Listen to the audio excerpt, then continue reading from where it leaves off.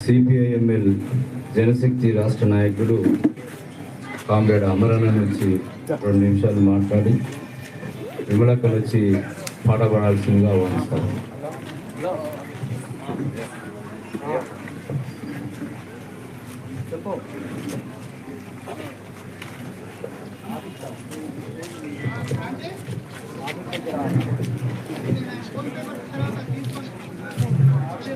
Comrade నాగన్నకు CPIML జనశక్తి కేంద్ర రాష్ట్ర కమిటీల తరఫున వినమ్రంగా విప్లవ జోహాలు తెలియజేస్తున్నాను.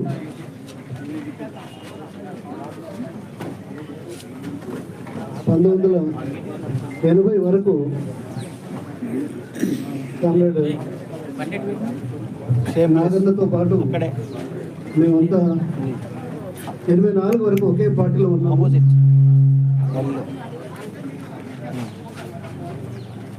84 తర్వాత పార్టీ చీలిక జరిగినప్పటికీ ఒక సాంస్కృతిక ఉద్యమంలో ముందు భాగాలో ఉన్న నాగన్నతో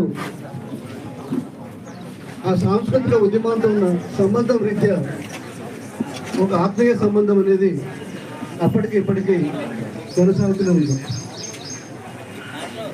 ఇటీవల అనారోగ్యానికి పోయింది నేను తెలిసి మొట్టమొదటిసారిగా వాళ్ళ ఇంటికి వెళ్ళి పరామర్శించడం జరిగింది. చివరిసారిగా స్పర్శ హాస్పిటల్లో ఉన్నప్పుడు ఆ కామ్రేడ్ని పరామర్శించడం జరిగింది. నేను కామ్రేడ్ విమల కలిసిపోయినప్పుడు ఆమె మాట వినగానే ఒకసారి కళ్ళు తెరిచి చూసి మాట్లాడలేక తన కన్నీళ్లతో మాట్లాడుతూ ఉన్నాడు. అలాంటి కామ్రేడు కోలుకున్నాడు, హాస్పిటల్ నుంచి బయటకు వచ్చాడని తెలిసి చాలా సంతోషించాము. కానీ నిన్న కాకి భాస్కర్ అనధికారికంగా ఈ వార్త చెప్పినప్పుడు ఇది నిజమని కొంత ఆశ్చర్యము, బాధ, ఆందోళన కూడా కలిగింది. ఆందోళన ఎందుకంటే ఇక్కడే తాత నిండు పరిపూర్ణ జీవితం అనుభవించిన తానూరి తాతను ఇక్కడే అతని పార్థివ దేహాన్ని నేను చూసుకోవడం జరిగింది. ఆ తర్వాత నేను జైలు నుంచి బయటకు వచ్చిన తర్వాత కామ్రేడ్ రామారావును నిర్జీవంగా చూడాల్సి వచ్చింది. ఆ తర్వాత కామ్రేడ్ నారాయణ కూడా ఈ విధంగా ఇంత త్వరగా ఇట్లా చూసి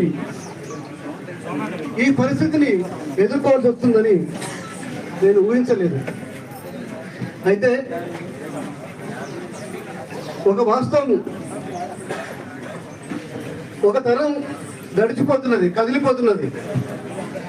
ఈ కదిలిపోతున్న తరం తన 50 సంవత్సరాల అరుణోదయ 50 సంవత్సరాల ఉత్సవం జరుపుకుంటున్నప్పుడు కనీసం ఇంతకుముందు మన వక్తలు చెప్పినట్టు ఒక ప్రత్యామ్నాయ ప్రజా సాంస్కృతిక ఉద్యమ నిర్మాణానికి కృషి చేయాల్సిన అవసరం ఉందని చాటు చెప్తూ అరుణోదయ నాగన్నను ఆ మహాసభలకు 50వ మహాసభలకు జెండా ఆవిష్కరణకు పిలవడం జరిగింది. అతనికి రావడానికి అన్ని ఏర్పాట్లు చేయడం కూడా జరిగింది. కామ్రేడ్ నాగన్న ఇంటర్వ్యూతో పాటు ఏ అరుణోదయ సంస్థ అయినా నిర్మాణపరంగా వేరుగా ఉన్నా వాళ్ళందరి అభిప్రాయాలను, రిపోర్ట్లను, వ్యాసాలను అన్నింటినీ కూడా ప్రచురించి ఒక చరిత్రగా నిలపడం కోసం ప్రయత్నం జరిగింది. ఆ ప్రయత్నం ఇవాళ నాగన్న పార్థివ దేవం సాక్షిగా మనమందరం ఒక ఐక్య ఉద్యమంగా, ఐక్య నిర్మాణంగా ఏర్పడడానికి ఒక ప్రయత్నం జరగాలని, ప్రత్యేకించి సాంస్కృతిక ఉద్యమం ఇవాళ సాంస్కృతికంగా ఎదురవుతున్న సవాళ్లను ఆ సాంస్కృతిక ఉద్యమంలో ఒక సేనానిగా నిలిచినటువంటి కామ్రేడ్ నాగన్నతో పాటు మనం అందరం కలిసి ఉండాలని ఒక ప్రయత్నం జరిగింది. ఇప్పటికైనా ఆ ప్రయత్నాన్ని కొనసాగించాలని నేను మనస్ఫూర్తిగా కోరుతున్నాను. గోదావరి లోయ విప్లవ స్రవంతి అందించిన ఒక గొప్ప గాయకుడు, నాయకుడు కామ్రేడ్ నాగన్నకు విప్లవ నివాళులు అర్పిస్తూ లక్ష్మక్కకు, అజయ్కు, పార్టీ సహచరులకు, సహచర కళాకారులకు, యావత్ సానుభూతి పరులకు, కుటుంబీకులకు అందరికీ నా సంతాపాన్ని వ్యక్తం చేస్తూ జోహార్ కామ్రేడ్ అరుణోదయ నాగన్న, జోహార్ కామ్రేడ్ అరుణోదయ నాగన్న.